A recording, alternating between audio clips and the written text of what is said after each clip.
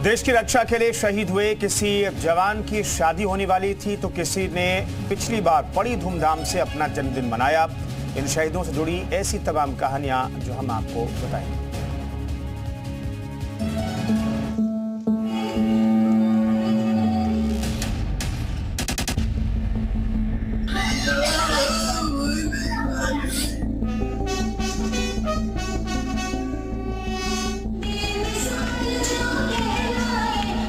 बार बार दिन ये आए, बार बार दिल ये गाए, तुम जियो हजारों साल कैप्टन शुभम। कैप्टन शुभम, आपका परिवार चाहता था कि आप हजारों साल जिए, मगर आप तो अपनी जिंदगी देश के नाम कराए।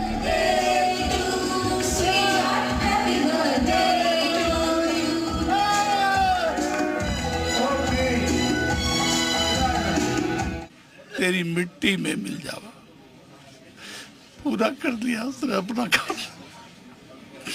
जो चाहता था वो पूरा किया उसने। अब उसके इस बलिदान का सम्मान रखें। ये शहीद कैप्टन शुभम के पिता हैं। एक फौजी का पिता आज अपने बेटे की शहादत के बाद गौरवान्वित है। मेरा बेटा शेर था, उसने अपने कर्तव्य का पालन करते हुए सर्वोच्च बलिदान दिया है और ये मुझे पूरा भरोसा है कि ये सरकार की जो मंशा है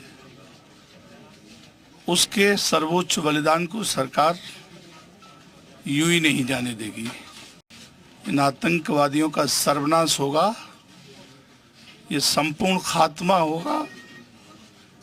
मेरे बेटे का बलिदान काम आएगा। उनके साथियों ने, सरकार ने संकल्प लिया है। राजौरी में आतंकियों से लड़ाई में शहीद हुए कैप्टन शुभम का घर अब अधूरा है। वो अधूरापन जिसे कोई पूरा नहीं कर सकता। मां बिलख रही है और पिता भावहीन हो चुके हैं। बेटे को गंवाने के बाद आप इस पिता का चेहरा देखिए। एक ही बात कहता था, I am to do difference with others. अलग हटके करूंगा पापा। वो अलग हटके कर दिया उसने। कभी कुछ शेयर नहीं करता था। इतना जानदार और शानदार काम किया है, मुझे गर्व है। दिवाली से पहले मेरी बात हो रही थी, मैं कह रहा था बेटा छुट्टी आ जाओ, बहुत दिन हो गए। आऊँगा पापा, एक काम है मेरा, एक काम करके आऊँगा बस। कभी भी हो सकता है 15 दिन से लगाऊं, कभी भी वो काम होगा, तुरंत दूसरे तीसरे दिन आ जाऊँगा। शहीद को राज्य सरकार की तरफ से भी भरपूर सम्मान मिला।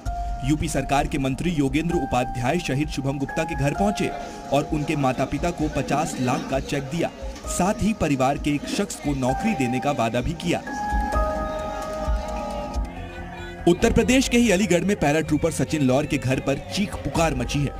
उन्हें अभी तक यकीन नहीं हो रहा है कि उनका लाडला बेटा अब इस दुनिया में नहीं है। वो बेटा परसों कह रो माती बात करवा में खानो खाए बैठ गई। जो कह रो फिर करूंगी तो मैं जल्दी भी मम्मा फिर खानो न खावे। गाड़ते कहाँ रहेगा बेटा? बेटा ही चाहिए वो तो बनो। सचिन की 8 दिसंबर को शादी होनी थी। शादी के लिए दूल्हे राजा की बुलेट भी आ गई थी, मगर आतंकियों की बुलेट ने इस जाबाज पैराट्रूपर की जिंदगी ले ली। सचिन एक हमारा होनहार बेटा था। बड़ा कष्ट हो रहा है। वैसे हम उस पर फक्र भी है, गर्व भी है कि उसने माँ भारती के लिए अपने प्राण न्यौछावर कर दिए और उसकी शादी में हम लोग तैयारी कर रहे थे, लेकिन उसकी शादी नहीं हो पाई। मैं उसके लिए बहुत दुखी भी हूँ। राजौरी में आतंकियों से मुठभेड़ के दौरान 9 पैरा कमांडो में तैनात हवलदार अब्दुल मजीद भी शहीद हुए। अब उनके गांव के लोग भी आतंकियों से बदला लेने की बात कर रहे हैं। मेरे को फक्र है, देश के लिए कुर्बान होगा कोई बात नहीं, देश के लिए है। और पाकिस्तानी जो बार बार इधर आता है और इनको मुंह तोड़ जवाब देना पड़ेगा, इससे बगैर और कोई चारा नहीं है। इधर नैनीताल के रहने वाले लांस नायक संजय बिष्ट के गांव में भी लोग मायूस हैं। 15 दिन पहले ही लांस नायक संजय उनके साथ थे, मगर अब अपनी ड्यूटी करते करते उन्होंने अपनी जान की आहुति दे दी। सेना के आला अधिकारी ने बताया कि शहीद लांस नायक ने उनसे कहा था कि 1 हफ्ते के अंदर वो कुछ बड़ा करेंगे।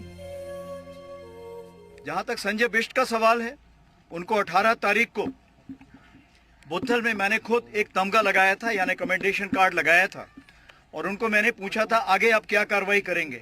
तो उन्होंने मुझे वादा किया था कि 7 दिन के अंदर ही साहब मैं आपको कुछ करके दिखाऊंगा, और उन्होंने वीरता के साथ अपनी प्राणों की कुर्बानी यहाँ पर दी।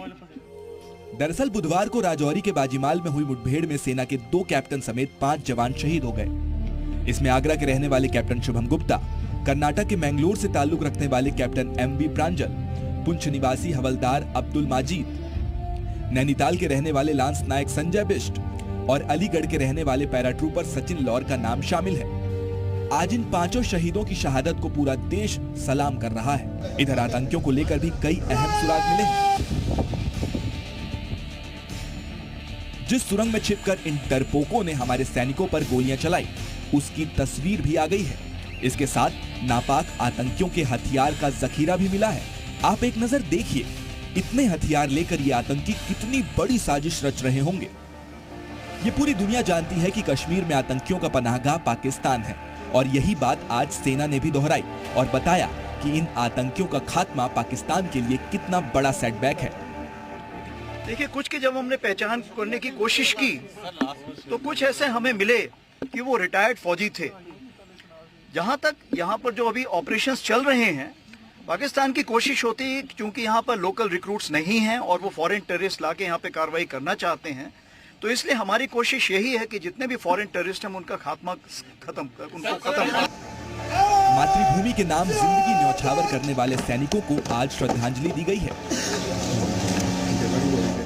श्रद्धांजलि देने के लिए जम्मू कश्मीर के LG मनोज सिन्हा भी पहुंचे थे।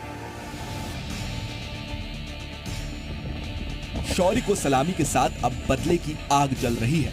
शहीद के परिवार वालों के साथ राजनीतिक पार्टियां भी बदला लेने की मांग कर रही हैं। बीजेपी नेता रविंद्र रैना ने आतंकियों से हिसाब बराबर करने की बात कही। पूरा देश अपने जांबाज वीरों को नमन करता है। पूरा देश नमन करता है अपने इन जांबाज वीरों को, जिन्होंने जम्मू कश्मीर के अंदर देश का तिरंगा झंडा बुलंद रखा। चौधरी अब्दुल मजीद साहब जो भारतीय सेना में पैरा कमांडो के नाते अपनी सेवाएं दे रहे थे, आतंकवादियों के साथ चली मुठभेड़ में उन्होंने जबरदस्त शौर्य, पराक्रम और साहस का परिचय दिया। तो सीमा पार से आए आतंकियों ने जो नापाक हरकत की है, उसका अंजाम तय है। ये तय है कि 5 सैनिकों का बदला जरूर लिया जाएगा और अगले कुछ दिनों में जम्मू कश्मीर में कुछ और आतंकियों का खात्मा भी तय है। जम्मू से रजत बोहरा के साथ ब्यूरो रिपोर्ट, जी मीडिया।